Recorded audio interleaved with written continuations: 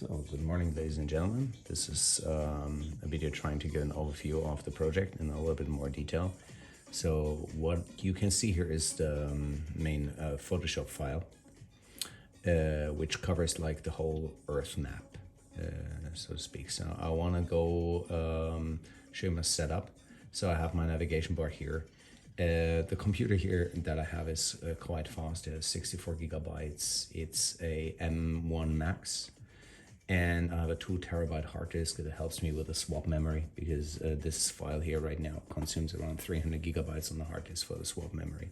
And as you can see, if I zoom in into the document, 1 or 2 steps, it goes quite fast. But then the circle of death appears, and I have to wait a little bit. But pretty much the experience now is I can work with this.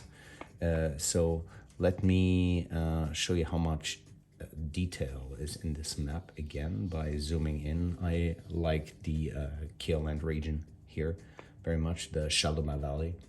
I love the geographical features of it. You have like mountain ranges on all sides. Please ignore like these.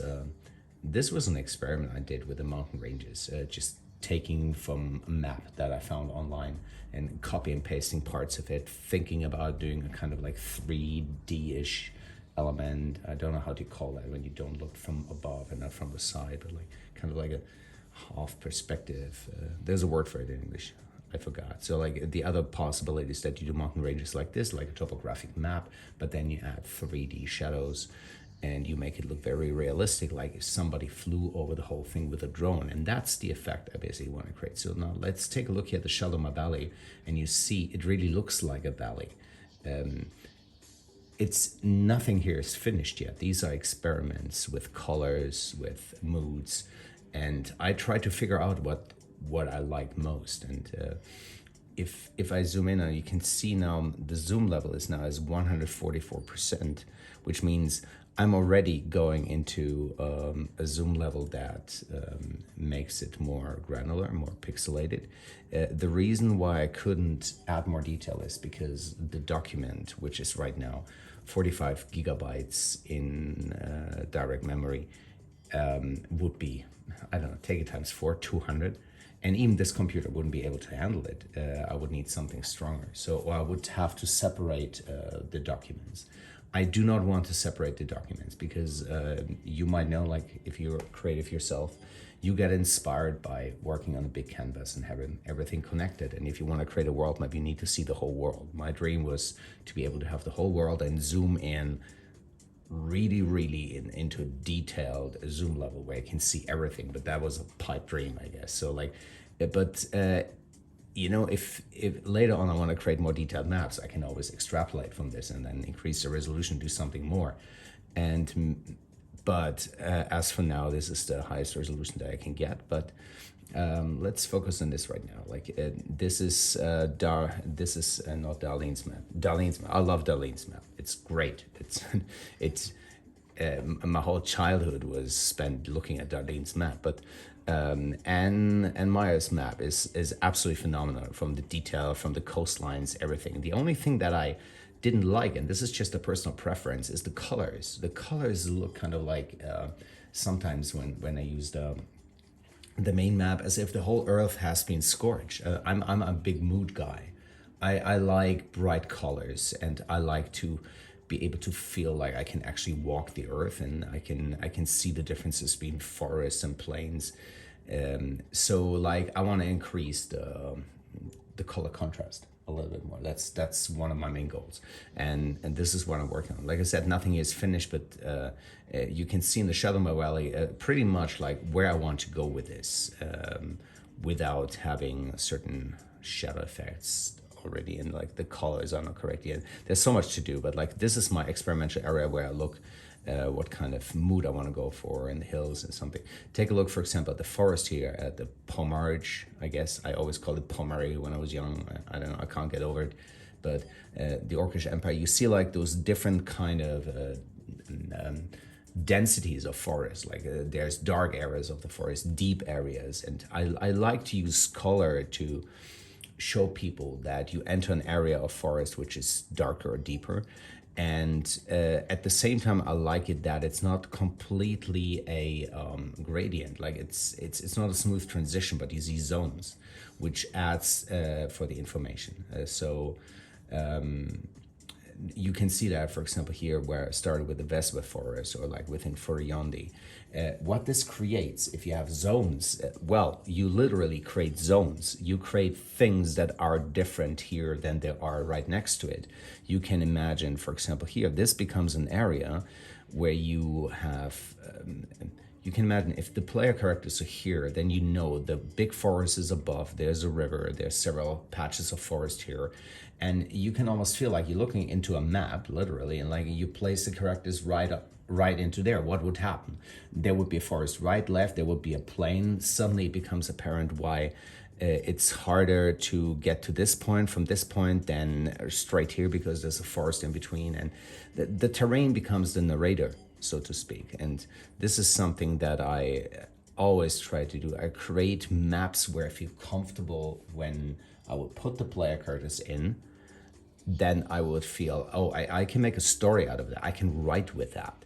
And that is maybe one of the biggest recommendations that I would give when DMs create maps or scenarios is create something that you feel comfortable with, like a room that you like to navigate. It can be any mood. It can be dark and dirty. It can be comfortable and warm, but you should feel comfortable and imagine yourself in it, or like the players, or like just enter the area and then you start writing. You start creating ideas. If I'm in a map that I don't like, or I feel like the map looks not finished, or I can't imagine being there, which is one of the things that I don't like when it comes to the geographic west of the Flanders, like here, the sea of dust and the dry steppes, they're so empty. Like, what can you do with that? That's kind of boring. I mean, I understand they're kind of hostile, but not really.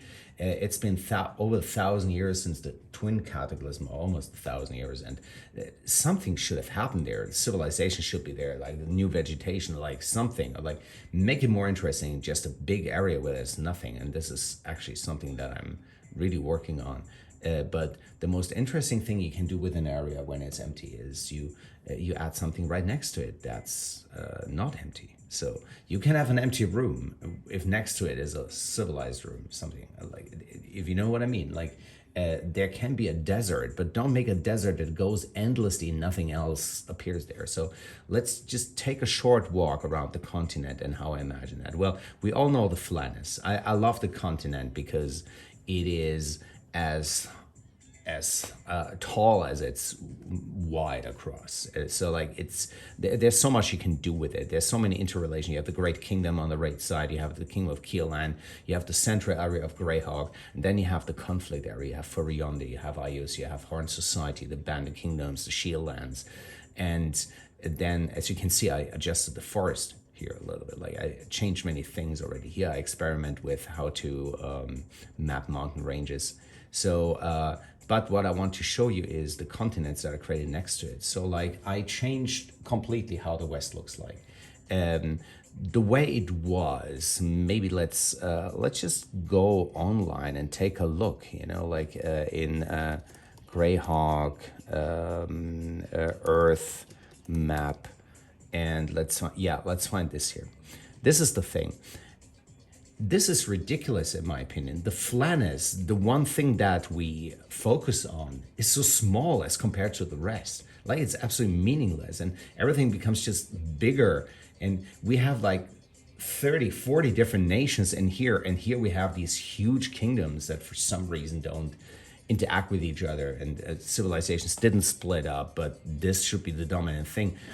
The dominant continent that we talk about should be the main continent.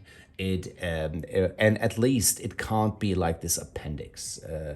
I get the Europe analogy, but Europe as compared to the known world back then, like if you compare to Africa or parts of Asia, still, yes, Asia was bigger, and this is probably what they're going for, but this just doesn't work for me, absolutely not. So think about making this bigger in relation to the other things. And also like the main problem I see with this is if you want to go from here to here, you have to go all the way here or all the way there. That's the only two ways. And once an architect told me, The interesting thing about a room is if there's more than one way to go to a specific part of the room. For example, like you have a room, imagine there would be a wall, like you can enter the room here, but there's also an entrance here. So if somebody enters here, you can escape on the other side, which creates a kind of freedom. This is a huge plane of the tribes. Like this thing is as big as the whole planet is. What the fuck? Seriously, that's bullshit. And then it's this assortment of, oh, here we have Egypt, here we have India, here we have that, here that. I get that, but give me something more. Give me something, not just, hey, I have an empty map and now I have to fill it with stuff, and the flan is for some reason where all the interesting characters are. The rest is just completely being ignored, and Mordenkainen never traveled there, and it doesn't inspire me, and all these attempts at creating like this, hey, let's just fill it with something. I want to do something more. I don't say that what I do is right, it's my style, but I have a strong opinion about that. So what I did here is I created a continent where everything is in relationship to everything else, basically. There's so much stuff you can do. So I created a brush here so I can indicate something here on the map. What we have here, first of all, here we have this was the Salois Empire. I meant the smaller. Back then it was actually something like this, and probably going into here. We had the Backlanish area here. So now we see like two old cultures are in the central place of this continent. This is, I see it kind of like the Oerth and Tigris, this is the cradle of civilization, of human civilization at least, which brings me to another point.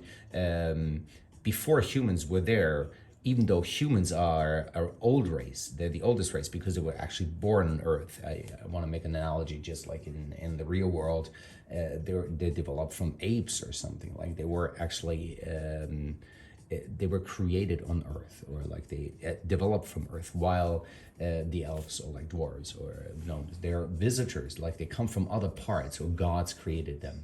So, but they had civilizations that were more advanced before the humans.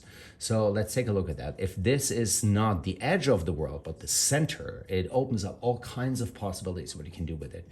So now let's do the whole cultural thing. First of all, like